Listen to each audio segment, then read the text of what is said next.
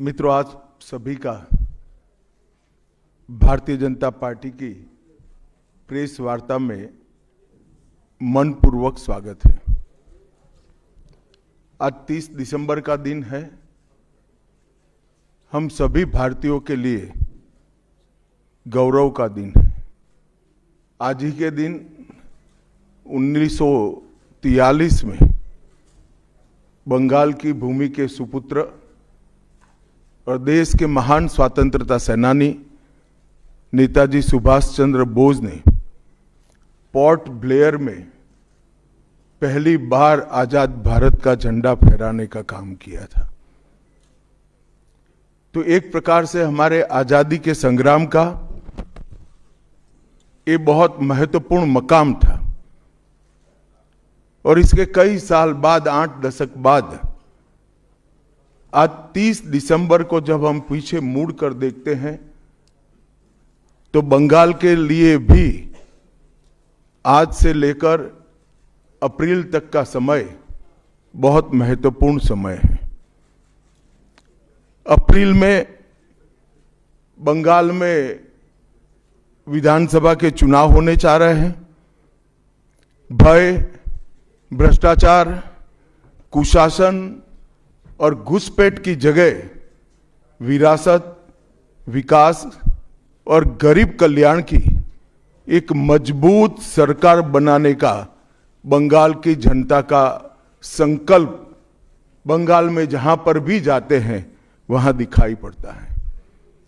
तृणमूल कांग्रेस के 15 साल के शासन में भय, भ्रष्टाचार और कुशासन और विशेषकर घुसपैठ से बंगाल की जनता चिंतित भी है, भयभीत भी है और आशंकित भी है। हम भारतीय जनता पार्टी के सभी कार्यकर्ता बंगाल की जनता को आश्वासन भी देना चाहते हैं और वादा भी करना चाहते हैं कि मोदी जी के नेतृत्व में बंगाल में भारतीय जनता पार्टी की सरकार बनने के साथ ही यहां की विरासत को हम पुनर्जीवित करेंगे। विकास की गंगा फिर से बड़ी तेज गति से बहेगी और गरीब कल्याण, जो बंगाल का आज बहुत महत्वपूर्ण मुद्दा बना है, देश भर में जहां जहां एनडीए सरकार है, भाजपा सरकारें हैं, हमने गरीब कल्याण को प्राथमिकता दी है। यहां पर भी गरीब कल्याण को प्राथमिकता दी जाएगी। और इस सब के साथ साथ एक ऐसी मजबूत राष्ट्रीय ग्रिड बनाएंगे जो बंगाल से घुसपैठ को समाप्त कर देंगी। इंसान छोड़ दीजिए, परिंदा भी पैर नहीं मार पाए, इस प्रकार की एक मजबूत ग्रिड की रचना हम करेंगे। और न केवल घुसपैठ रोकेंगे, सारे घुसपैठियों को चुन चुन कर भारत के बाहर निकालने का काम भी भारतीय जनता पार्टी की बंगाल सरकार करेगी। आज ममता बनर्जी के नेतृत्व में भ्रष्टाचार के कारण पूरे बंगाल का विकास एक प्रकार से थम गया है। मोदी जी की सारी लाभकारी योजनाएं जो पूरे देश में गरीबी का उन्मूलन कर रही है, यहां पर टोल सिंडिकेट के भेंट चढ़ चुकी हैं और हर योजना डेड एंड पर पहुंच चुकी है। 14 सालों से भय और भ्रष्टाचार ये बंगाल का पहचान बना हुआ है। बीजेपी सरकार का संकल्प 15 अप्रैल 2026 के बाद जब भाजपा सरकार बनेगी, बंग गौरव, बंग संस्कृति, उसके पुनर्जागरण की हम फिर से शुरुआत करेंगे। और विवेकानंद जी, बंकिम बाबू और गुरुवर टैगोर और श्यामा प्रसाद मुखर्जी के स्वप्न का बंगाल बनाने का हम फिर से एक बार प्रयास करेंगे। और आज मैं फिर से एक बार कहना चाहता हूं, भारतीय जनता पार्टी के लिए ये बंग भूमि बहुत पवित्र और बहुत मायने रखने वाली है, क्योंकि हमारी स्थापना भारतीय जनता पार्टी की स्थापना, भारतीय जनसंघ की स्थापना यही बंग भूमि के बड़े नेता श्यामा प्रसाद मुखर्जी ने की है। भारतीय जनता पार्टी की स्थापना से स्वामी विवेकानंद और बंकिम चंद्र चट्टोपाध्याय, इनका अनुकरण भारतीय जनता पार्टी ने अपने सभी सिद्धांतों के अंदर किया है। मित्रों, आज जब मैं कह रहा हूं कि इस बार 26 के बंगाल के विधानसभा चुनाव में बंगाल में हमारी सरकार बनेगी, इसका मजबूत आधार भी भारतीय जनता पार्टी के पास है। मैं आपको 2014 से 2024 तक के चुनाव के यात्रा के परिणामों को बताना चाहता हूं। 2014 के लोकसभा चुनाव में हमें 17% वोट मिले थे और 2 सीटें मिली। मेरी बात जरा सभी पत्रकार बंधु ध्यान से सुने। 2014 के चुनाव में हमें 17% वोट और 2 सीट मिले थे। 2016 के विधानसभा चुनाव में हमें 10% वोट मिले और विधानसभा की केवल 3 सीटें मिली थी। फिर 14 से 19 के बाद 19 के लोकसभा चुनाव में हमें 41% वोट मिले और 18 सीटें मिली। और 21 के विधानसभा चुनाव में हमें 38 वोट मिले और 77 सीटें मिली। ये बहुत बड़ा अंतर है। जिस पार्टी को केवल 3 सीट मिले थे, वो पार्टी 5 साल के ही अंतराल में 77 सीट प्राप्त करी। और इसका नतीजा देखिए, कांग्रेस, जिसकी एक प्रकार से स्थापना ही बंगाल से शुरू हुई, वो कांग्रेस पार्टी बिग जीरो पर पहुंच गई और 34 साल तक शासन करने वाला कम्युनिस्ट गठबंधन भी एक भी सीट प्राप्त नहीं कर पाया और हमने मुख्य विपक्ष का स्थान प्राप्त किया। आज शुभेंदु जी मेरे साथ यहां पर बैठे हैं, वो हमारे प्रतिपक्ष के नेता हैं। 24 के चुनाव में भी हमने 39% वोट प्राप्त किया, 12% सीट प्राप्त की, 12 सीटें प्राप्त की और 26 में हम निश्चित रूप से प्रचंड बहुमत के साथ भारतीय जनता पार्टी की सरकार बनाने वाले हैं। मित्रों, ये 24 से अब तक का समय भारतीय जनता पार्टी के लिए बहुत शुभांकर सिद्ध हुआ है। 24 में लगातार तीसरी बार नरेंद्र मोदी जी इस देश के प्रधानमंत्री बने। उसके बाद महाराष्ट्र में, हरियाणा में, दिल्ली में और अब बिहार में भारतीय जनता पार्टी की सरकारें बनी हैं। 24 के चुनाव में उड़ीसा और आंध्र प्रदेश में भी पूर्ण बहुमत की भाजपा की और एनडीए की सरकार बनी है। मुझे पूरा भरोसा है कि 2026 में बंगाल में 2/3 बहुमत के साथ भारतीय जनता पार्टी की सरकार बनेगी। ये बंगाल की जनता तय कर बैठी है। मित्रों, जहां पर भी बंगाल में जाते हैं, पूरे बंगाल की जनता घुसपैठियों से त्रस्त है। क्या कोई राज्य सरकार ऐसी हो सकती है जो घुसपैठियों की पनाहगाह अपने राज्य को बना दे? राष्ट्रीय सुरक्षा पर कितना बड़ा खतरा है, इसका जवाब बंगाल की मुख्यमंत्री ने बंगाल के चुनाव में दे। घुसपैठ रोकने के लिए उनके पास क्या योजना है? आर्टिकल 370 हटता है, वो विरोध करती है। सीएए लाकर बंगाल के शरणार्थियों को नागरिकता देने का हम कार्यक्रम करते हैं, वो विरोध करती है। और वो ठीकरा फोड़ते हैं कि बीएसएफ है, वो रोक नहीं रही है। ममता जी, मैं आज आपको इस सार्वजनिक प्रेस वार्ता में पूछना चाहता हूं कि कौन सी सरकार है बांग्लादेश की पूरी सीमा पर जो वाड़बंदी करने के लिए, बॉर्डर पर फेंसिंग करने के लिए जमीन नहीं देती है? अगर आप जवाब न दे पाए तो मैं ही देता हूं। आपकी ही सरकार है जो जमीन नहीं देती है, जिसके कारण फेंसिंग का काम समाप्त नहीं होता है। फिर भी भौगोलिक रूप से कठिन सीमा पर से कोई घुस कर आता है तो कहां जाता है? सबसे पहले सबसे पहले बंगाल के गांव में जाता है। आपका पटवारी क्या कर रहा है, आपका थाना क्या कर रहा है, क्यों इसको अरेस्ट नहीं किया जाता, क्यों उस पर केस दर्ज नहीं होता, क्यों इसको वापस भेजा नहीं जाता? जवाब है क्या आपके पास? क्या बंगाल की मुख्यमंत्री जवाब दे सकती है कि असम में घुसपैठ क्यों बंद हो गई, त्रिपुरा में घुसपैठ क्यों बंद हो गई, गुजरात और राजस्थान की बॉर्डर पर घुसपैठ क्यों नहीं होती है, पंजाब की बॉर्डर पर घुसपैठ क्यों नहीं होती है, कश्मीर की बॉर्डर पर घुसपैठ क्यों नहीं होती है, सिर्फ बंगाल में क्यों होती है? क्योंकि आपकी निगहबानी में घुसपैठ कराई जाती है और बंगाल को धीरे धीरे डेमोग्राफी चेंज कर कर आपकी वोट बैंक को पुख्ता करनी चाहती है। मगर ये लंबा नहीं चलेगा। बंगाल की जनता अब जान गई है और इसके खिलाफ लामबंद भी हो रही है। और मुझे मालूम है अगला चुनाव घुसपैठियों को निकालने के मुद्दे पर और घुसपैठ रोकने के मुद्दे पर लड़े जाने वाला है, क्योंकि न केवल ये बंगाल का मामला रहा है।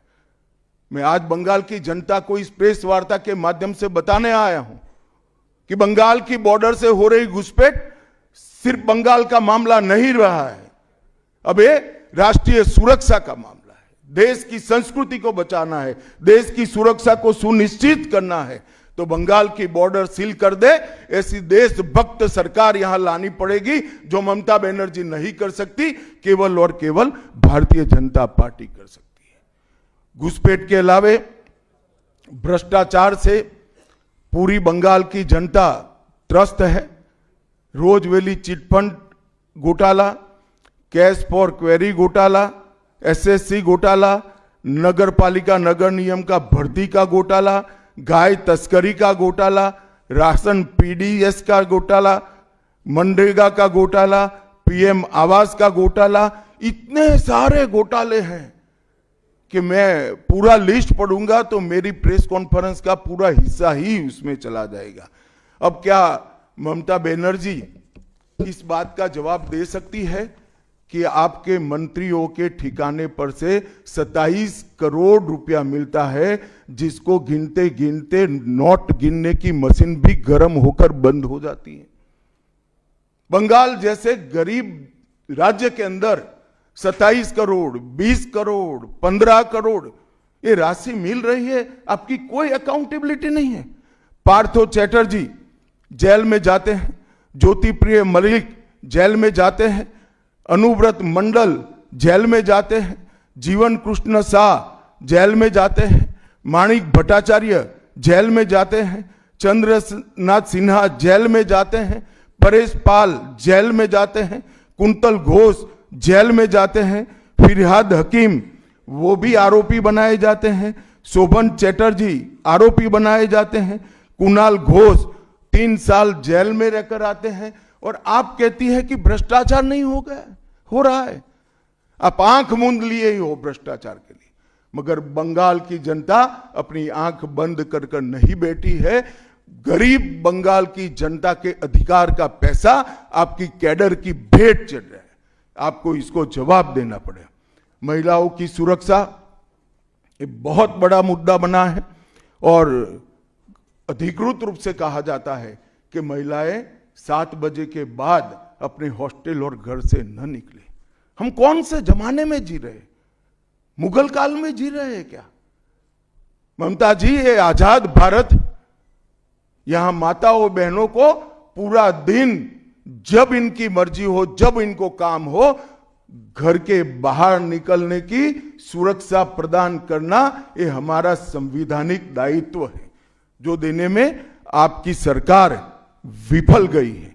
आरजी कर मेडिकल कॉलेज का मामला हो, संदेश खाली का मामला हो, दुर्गापुर मेडिकल कॉलेज का मामला हो, साउथ कॉलेज लॉ कॉलेज का मामला हो, हर जगह बेटियां असुरक्षित हैं और ढेर सारे लोग और ढेर सारी माताएं बहनें ये अत्याचार से तंग आ चुकी है, असुरक्षा से तंग आ चुकी है। वो भी राह देख रही है कि कब वोट देने का अधिकार आए और हम इन निकम्मी तृणमूल कांग्रेस की सरकार को हटा दें।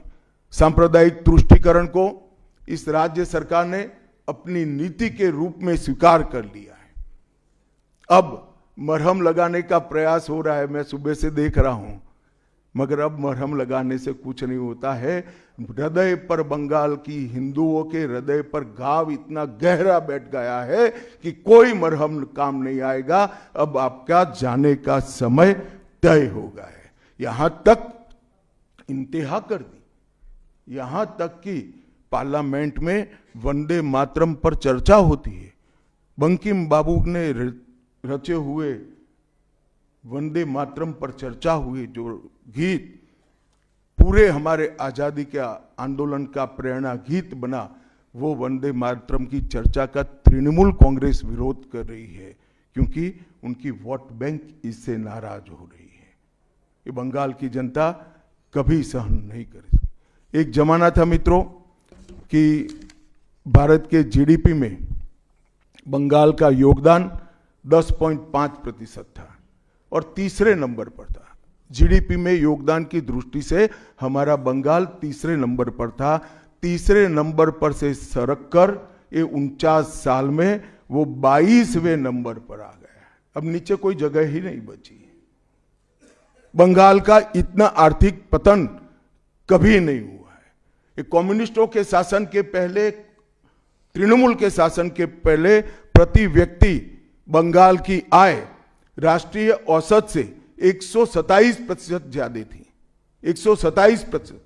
देश में नागरिक 100 रुपया कमाता था तो बंगाल में 127 रुपया कमाता था। आज देश का नागरिक 100 रुपया कमाता है तो बंगाल का नागरिक 73 रुपया कमाता है। ममता जी, आपको इसको जवाब देना पड़ेगा। हर प्रकार के उद्योग की शुरुआत एक जमाने में इस सुजलाम सुफलाम भूमि से हुआ था और इसी के आधार पर सोनार बांग्ला की परिकल्पना की जाती थी। वो बंगाल में आज भ्रष्टाचार, घुसपैठ और टोलबाजी के कारण सारी इंडस्ट्री वापिस जा रही है। केंद्र सरकार की योजनाएं लागू करने में उनको अपनी वोट बैंक गंवाने का डर है। पीएम किसान देरी से लागू किया, बंगाल के किसानों का 10,000 करोड़ रुपया चला गया। आयुष्मान भारत आज तक लागू नहीं किया और बहुत आयुष्मान भारत से बहुत एक प्रकार से कमियां वाली स्वास्थ्य साथी की स्कीम लागू की है। मुझे बताइए, कोई बंगाल का नागरिक भारत में कहीं जाता है और बीमार पड़ गया, स्वास्थ्य साथी स्कीम उसको बाहर के अस्पताल में इलाज करवा पाएगी क्या? नहीं करवा पाएगी। क्या गुनाह किया है बंगाल के गरीबों ने? देश भर के गरीबों को 5 लाख तक की पूरे स्वास्थ्य की गारंटी मिल रही है। अरे कई राज्यों ने किया कि केंद्र 5 लाख दे रहा है, उन्होंने और 5 लाख जोड़ दिए। आप केंद्र के 5 लाख इसलिए स्वीकार नहीं करना चाहते हो कि नरेंद्र मोदी से आपको डर है। डर तो ठीक ही है, क्योंकि मोदी जी की लोकप्रियता बंगाल में दिन प्रतिदिन बढ़ती है, मगर इसके कारण गरीबों का आप नुकसान कर रही हो। वो बंगाल के गरीब जरूर। हिंसा और प्रतिशोध की राजनीति, पूरा देश ऐसी आशा करता था कि यहां से कम्युनिस्ट जाने के बाद हिंसा और प्रतिशोध की राजनीति समाप्त हो जाएगी, मगर हुआ उल्टा। इन्होंने तो कम्युनिस्टों को भी अच्छा कहला दिया। मित्रों, अब तक 300 से अधिक भारतीय जनता पार्टी के कार्यकर्ता मारे गए हैं। 21 के चुनाव के बाद लगभग 3000 कार्यकर्ता विस्थापित बनकर आज भी अपने गांव में नहीं लौटे हैं। उनको दबाव बनाया जाता है कि आप तृणमूल का झंडा उठाओ तभी गांवों को रहने देंगे। क्या ये स्वस्थ लोकतंत्र की निशानी है? कोई व्यक्ति अपने किसी राजनीतिक दल में काम करना है, वो स्वतंत्र रूप से तय नहीं कर पाएगा। वो ममता जी मुख्यमंत्री की चैम्बर से तय करेगी क्या? ममता जी, जितना भी प्रताड़ना करना हो करो, बंगाल की जनता अब तय कर कर बैठी है। इन्होंने भाजपा के कार्यकर्ताओं को हर तरह से प्रताड़ित किया, यहां तक कि महिलाओं पर बलात्कार भी किए गए। मैं अपना रिपोर्ट नहीं दे रहा हूं, नेशनल ह्यूमन राइट कमीशन का रिपोर्ट है। इसका भी जवाब ममता जी को देना पड़ेगा। ममता जी ने सारी संवैधानिक औचित्य को समाप्त कर दिया। किसी भी राज्य में प्रधानमंत्री जाते हैं तो वो देश के प्रधानमंत्री होते हैं। कई राज्यों में हमारी सरकार नहीं, कहीं ऐसा व्यवहार नहीं होता। वंदे भारत ट्रेन देने प्रधानमंत्री आते हैं, ममता जी स्टेज पर नहीं जाती है। कई प्रकार के भारत सरकार के सुप्रीम कोर्ट के आदेश से बने हुए, मेरी बात ध्यान से सुनिएगा, सुप्रीम कोर्ट के आदेश से बने हुए भारत सरकार के डीओपीटी के रूल्स ये तोड़ देती है, मरोड़ देती है। डीजीपी और मुख्य सचिवों की अपॉइंटमेंट में मनमानी करती है। रिटायर्ड होने के बाद सलाहकार बनाकर प्रॉक्सी डीजीपी और प्रॉक्सी सीएस बैठाने का काम करती है। ये 34 साल कम्युनिस्टों का शासन और 15 साल टीएमसी का शासन, ये केंद्र विरोधी मानसिकता बंगाल की जनता में खड़ा कर हमारी संविधान की स्पिरिट थी, वो स्पिरिट का कंप्लीट इन्होंने अनादर करने का काम किया है। ममता बनर्जी के शासन में सिंडिकेट, तोलबाजी, कटमनी, न केवल वो सिस्टम को बढ़ावा दिया है, यहां कमाई करने का अधिकार एक ही व्यक्ति को है, भाईपो को है, और किसी को कमाई करने का अधिकार नहीं है। सब में हिस्सेदारी देनी पड़ती है। बंगाल एक जमाने में सब बात में सबसे पहले था। सबसे पहला मोटर कारखाना पश्चिम बंगाल में लगा। सबसे पहला पावर प्लांट 1887 में बंगाल में लगा। सबसे पहली कोयलरी बंगाल में आई। सबसे पहला स्टील प्लांट बंगाल में लगा। देश की सबसे पहली हाई राइज बिल्डिंग बंगाल में बनी। देश की सबसे पहली जूट मिल बंगाल में बनी। देश की पहली मेट्रो ट्रेन बंगाल में आई। एक ही शहर में 2 पोर्ट एक ही जगह है, बंगाल में है।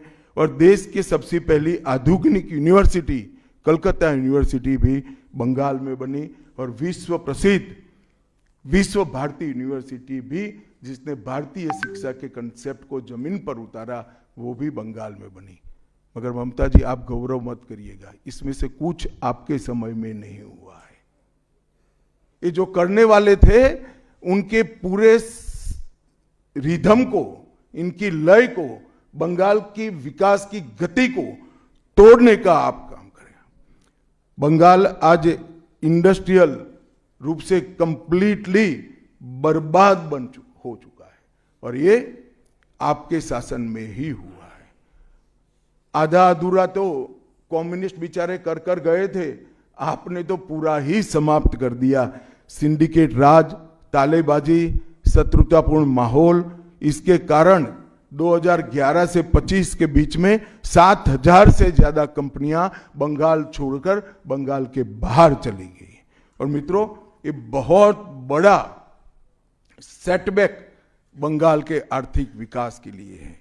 मित्रों, बंगाल स्वामी विवेकानंद, बंकिम चंद्र चट्टोपाध्याय, शरद चट्टोपाध्याय, महर्षि अरविंद, ईश्वर चंद्र विद्यासागर और कवि गुरु टैगोर जैसे महापुरुषों की धरती है। यही धरती पर नेताजी सुभाष चंद्र बोस, अमर शहीद खुदीराम बोस, वाघा जतीन, रविंद्रनाथ सन्याल, रास बिहारी बोस, मास्टर सुरेशन, प्रफुल्ल चाकी, वीणा दास, कल्पना दत्त, ये सभी ने देश की आजादी के लिए आह्लेख जगाया था। यहीं पर कई सारे फिल्मकार मिले, संगीतकार मिले, चित्रकार मिले। इस भूमि ने कई सारे दुनिया को प्रभावित करने वाले संत भी दिए। वो बंगाल आज ऐसे कगार पर पहुंच गया है कि अगर एक घुसपैठ की बयार रोकी नहीं गई तो बंगाल का अस्तित्व भी खतरे में है। ऐसा स्पष्ट रूप से समाज जीवन को जानने वाले सभी लोग मानते हैं। और अंत में मैं बंगाल की जनता को फिर से एक बार कहना चाहता हूं कि बंगाल के अस्तित्व पर तो घुसपैठिया संकट है ही है, बंगाल की संस्कृति पर एक घुसपैठिया संकट है ही है, परंतु अब ये संकट केवल बंगाल तक सीमित नहीं रहा है, पूरे देश तक ये संकट आगे बढ़ गया है। मेरा आप सभी से करबद्ध निवेदन है, आपने लंबे समय तक कांग्रेस को मौका दिया, 34 साल तक कम्युनिस्ट पार्टी को मौका दिया, 15 साल तक ममता बनर्जी को मौका दिया। इनका ट्रैक रिकॉर्ड नीचे नीचे नीचे गिराने का है, अब इससे नीचे कोई जगह नहीं बची है। और भारतीय जनता पार्टी का रिकॉर्ड है, जहां भारतीय जनता पार्टी की सरकारें आई वो राज्य बीमारू राज्यों में से समृद्ध राज्य बनने की कगार में आगे बढ़े हैं।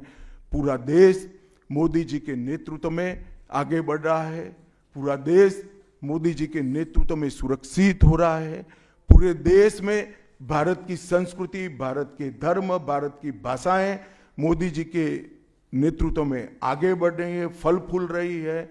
बंगाल की जनता को मैं विनती करता हूं कि मोदी जी के नेतृत्व में पूर्ण बहुमत की, प्रचंड बहुमत की एक भारतीय जनता पार्टी की सरकार बनाइए। हम कवि गुरु की कल्पना का, विवेकानंद की कल्पना का, बंकिम बाबू की कल्पना का बंगाल बनाएंगे, सोनार बांग्ला बनाएंगे और निश्चित रूप से काम भारतीय जनता पार्टी की सरकार ही कर सकती है, ऐसा मेरा विश्वास है।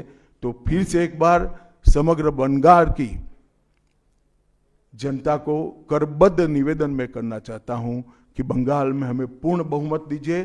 बंगाल और पूरी भारत को सुरक्षित करने के लिए ये चुनाव में बाकी सारी चीजें छोड़कर भारतीय जनता पार्टी को जिताने का काम करिए। धन्यवाद।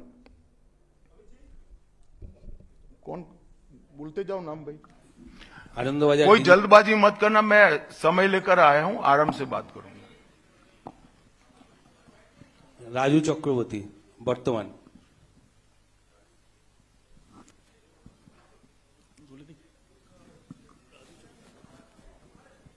चलो भाई दूसरे कोई खड़े हो जाओ।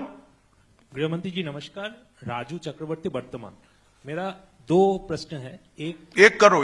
अच्छा 2014 के बाद आप जब पार्टी और एडमिनिस्ट्रेशन में बहुत सारे संस्कार लाए, 75 साल के बाद कोई भी लीडर या फिर मंत्री हो उसको मार्गदर्शक के भूमिका में जाना पड़ता है। तो आपको क्या लगता है अभी हाईएस्ट लेवल पे जो भी है पार्टी या फिर एडमिनिस्ट्रेशन में, वो 75 साल हो गया, उसको अपने आप वानप्रस्थ में जाना चाहिए? चलिए मैं बुलाकर आपको बताऊंगा। तुम बंगाल की चिंता करो भैया, मेरी पार्टी की क्यों चिंता कर रहे हो?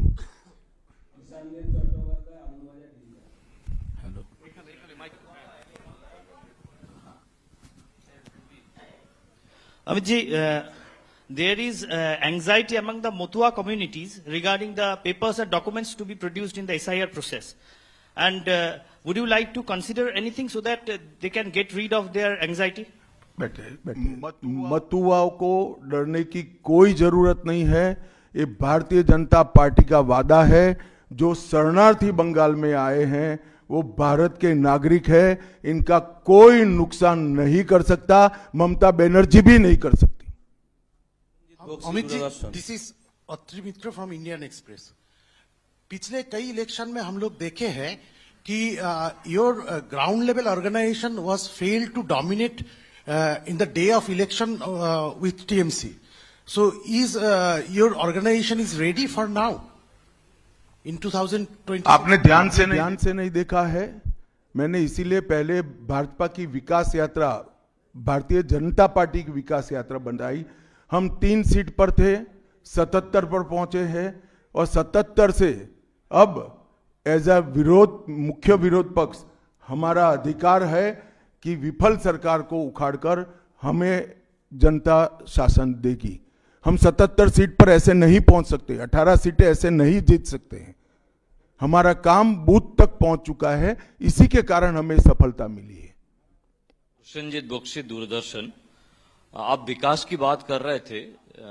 हम अलग अलग शहर में जब मेट्रो की बात करते हैं तो हम मेट्रो की सूचना, घोषणा देखते हैं और बाद में 2-3 महीने बाद मेट्रो चढ़ते हैं।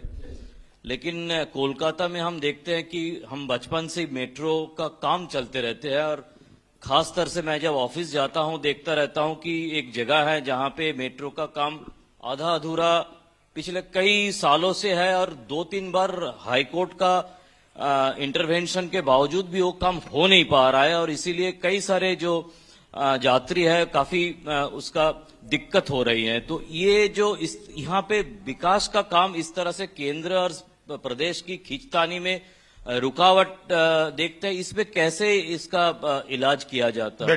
बैठ जाइए।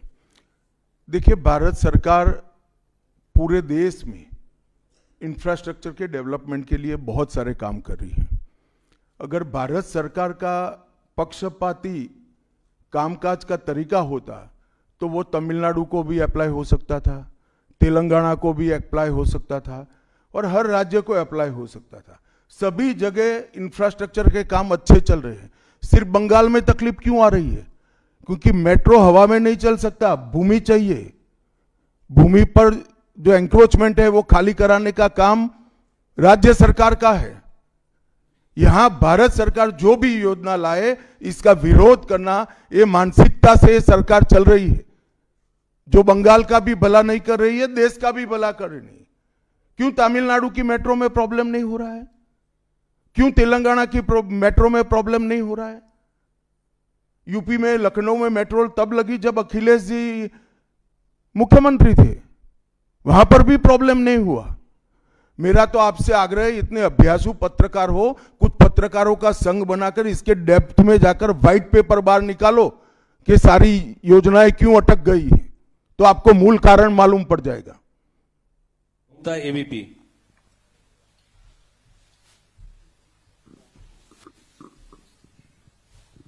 अमित जी, अभी आपने वंदे मातरम की चर्चा का जिक्र किया, लेकिन उसके साथ में जो है एक चर्चा और हुई थी, जी राम जी जो अभी जो कानून की शक्ल ले चुका है, उस दौरान भी जो है ममता बनर्जी और अभिषेक बनर्जी लगातार ये कहते रहे कि सरकार, केंद्र सरकार से फंड ही नहीं आता तो हम विकास कैसे करें, वो फंड रोकना और उसका विरोध किया। देखिए भाई, इनके विरोध को अब देश में कोई गंभीरता से नहीं ले रहा है।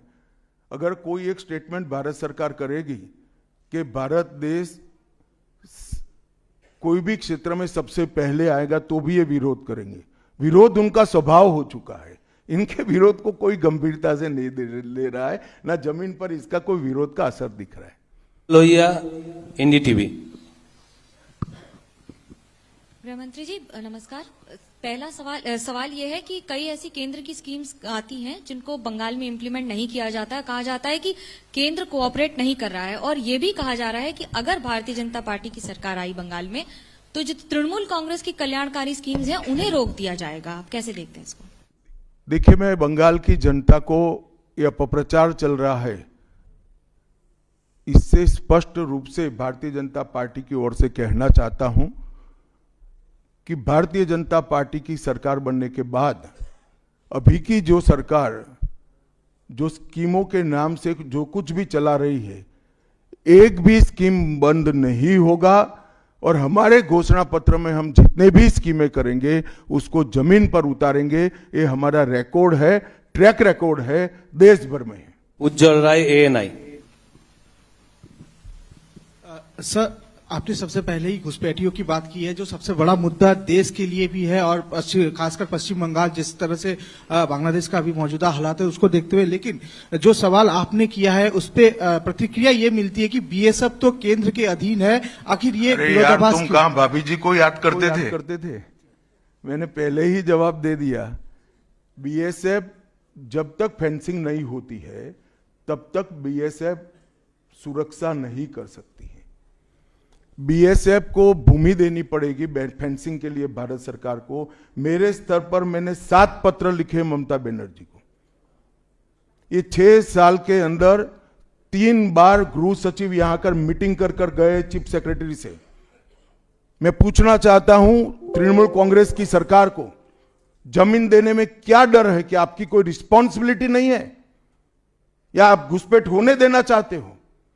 और फिर भी नदी नाले जंगल कहीं से कोई घुसपैठिया आ जाता है, कहां आता है? सबसे पहले गांव के थाने और पटवारी के बगैर कोई रह सकता है? इसके डॉक्यूमेंट कौन बना रहा है? बंगाल सरकार बना रही है। देश भर से जो घुसपैठिए पकड़े जा रहे हैं, इनके पास से बंगाल के डॉक्यूमेंट, फर्जी डॉक्यूमेंट पकड़े जाते हैं।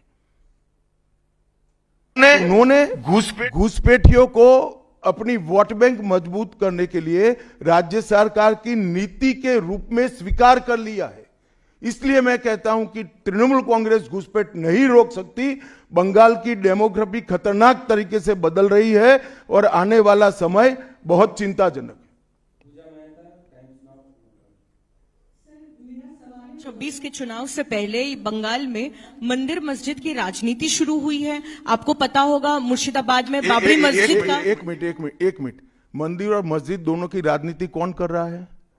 एक तृणमूल से निकले हुए एमएलए कर रहे हैं और एक तृणमूल कांग्रेस कर रही है।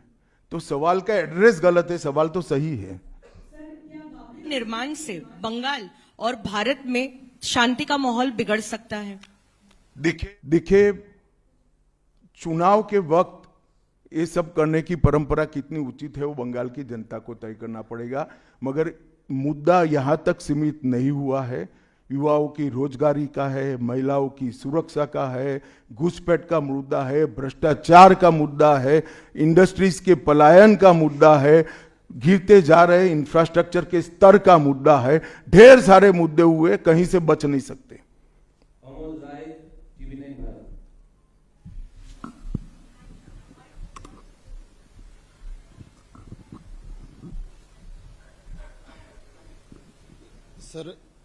सर मेरा एक प्रश्न ये है कि आज ममता बनर्जी लगातार 2 दिनों से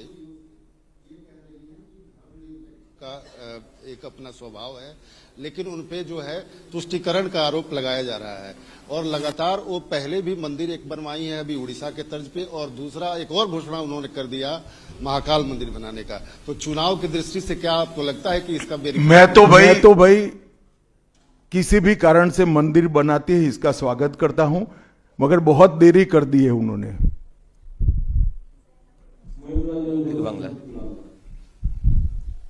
अमित जी, एक सवाल बार बार एक नैरेटिव फैला जाता है टीएमसी और लेफ्ट के तरफ से कि बंगाल में जितना भी काम कर ले बीजेपी कार्यकर्ता, ऊपर कुछ सेटिंग वगैरह है तो अमित शाह जी और नरेंद्र मोदी जीतना नहीं चाहते। आज पूछता है बंगाल, जवाब चाहे बांग्ला, आप लोग बंगाल को जीतना चाहते हैं? कितना सीरियस है सेंट्रल बीजेपी? देखिए भाई, मैं यहां आकर प्रेस कर रहा हूं। मोदी जी अभी थोड़े दिन पहले सभा करने के लिए आने के लिए निकले थे, जा नहीं पाए। अब ममता बनर्जी कह रही कि हम उनके साथ हैं। अगर उनको भ्रांति फैलानी है तो फैलाएं। भारतीय जनता पार्टी का कोई नेता घुसपैठियों को आश्रय देने वाले के साथ नहीं रह सकता। ये भारतीय जनता पार्टी का सिद्धांत है और हम सब भारतीय जनता पार्टी के कार्यकर्ता से लेके मोदी जी तक कटिबद्ध है कि मूल समेत तृणमूल कांग्रेस की सरकार को हम उखाड़ कर फेंक देंगे।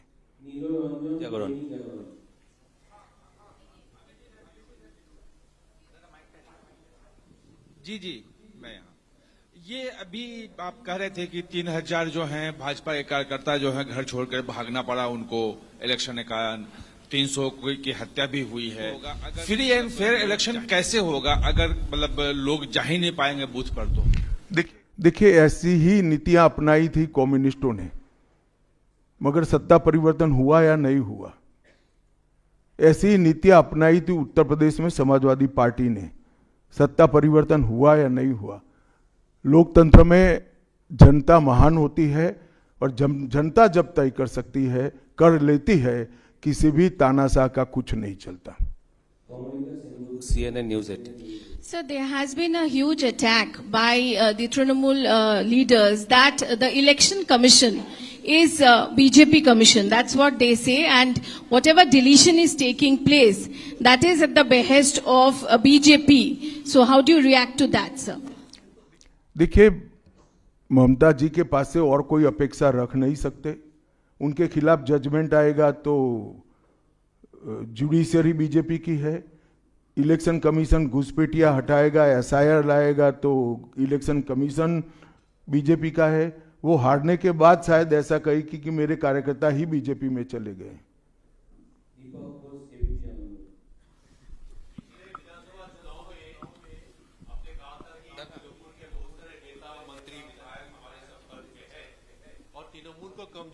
मैंने नहीं कहा भैया, ऐसा कभी नहीं कहा। हाँ, आए ही है।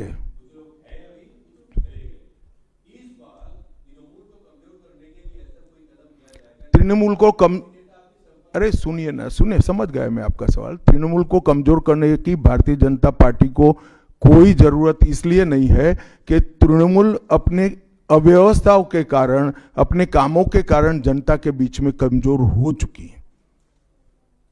बांग्ला। अमित जी नमस्ते। PMLA, prevention of money laundering act, हम जानते हैं हमारा देश का काफी कड़ा एक आइन है, जिस आइन के दौरान अरविंद केजरीवाल जी तिहाड़ जेल चला गया, हेमंत सोरेन जेल चला गया। लेकिन यहाँ वेस्ट बंगाल में ईडी कलकत्ता हाईकोर्ट में रिपोर्ट दिया है, एक कंपनी है लीप्स एंड बाउंड्स जिसका 150 करोड़ रुपया सीज्ड हुआ है, लेकिन उसका मालिक अभी तक अरेस्ट नहीं हुआ। उसका नाम है अभिषेक बैनर्जी, एमसीएमपी, आप जानती है। इसीलिए सेटिंग्स वगैरह ये जो लोग प्रश्न कर रहे हैं, इसीलिए सेटिंग्स वगैरह ये हवा उठ रहे हैं, नैरेटिव्स उठ रहे हैं। बीजेपी का जो लोअर लेवल का नेता भी है वो भी पूछ रहे हैं कि क्यों अभिषेक बैनर्जी अरेस्ट नहीं हुआ, उसका कंपनी का 150 करोड़ रुपया सीज्ड हुआ फिर भी अरेस्ट नहीं हुआ। बीजेपी के लोअर लेवल के नेता का मुझ पर छोड़ दीजिए, बाकी भारतीय जनता पार्टी किसी भी एजेंसी के काम में दखल नहीं देती है। एजेंसी जो न्यायिक काम होगा वो जरूर करेगी, किसी से डरेगी भी नहीं, किसी को बचाएगी भी नहीं। G24।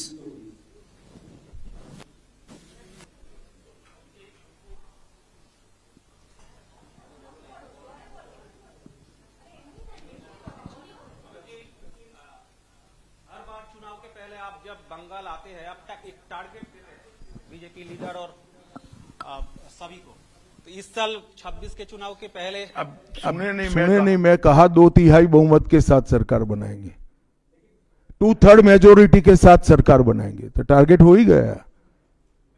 चलिए धन्यवाद। अब सवाल फैब्रिकेट हो रहे हैं।